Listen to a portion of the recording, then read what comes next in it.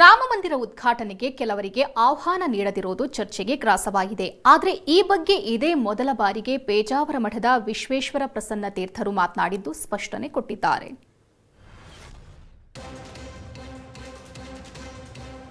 ಜನವರಿ 22ರಂದು ರಾಮ ಮಂದಿರ ಉದ್ಘಾಟನೆಗೆ ಮುಹೂರ್ತ ನಿಗದಿಯಾಗಿದೆ.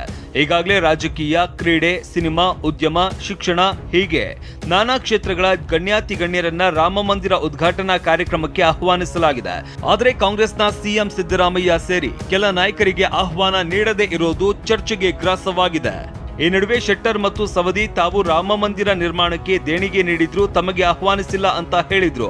ಇದಕ್ಕೆ ಪ್ರತಿಕ್ರಿಯಿಸಿರುವ ವಿಶ್ವಪ್ರಸನ್ನ ತೀರ್ಥರು, ದೇವಾಲಯದ ಪರಿಸರ ಸಣ್ಣ ಪರಿಸರ, ದೇಣಿಗೆ ನೀಡಿದ ಮಂದಿ ಹೆಚ್ಚು, ಸಮಾಜದಲ್ಲಿ ಗಣ್ಯರು, ಮುಖಂಡರು ಎನ್ನುವವರು ಹೆಚ್ಚಿನ ಜನ ಇದ್ದಾರೆ.